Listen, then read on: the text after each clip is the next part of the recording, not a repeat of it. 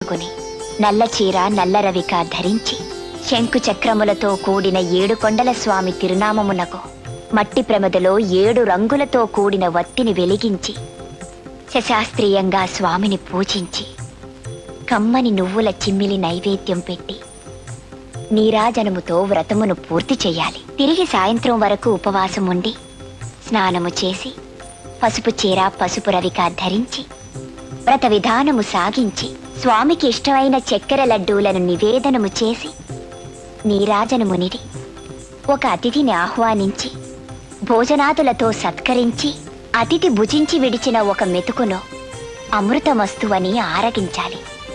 అప్పటికి ఆనాటి శనివార వ్రతం పూర్తవుతుంది. ఈ విధంగా 7 శనివారములు వ్రతమును చేసినచో ఉద్దేశించిన సత్ఫలమును పొందగలరు. అమ్మా జయంతి, 7 కొండల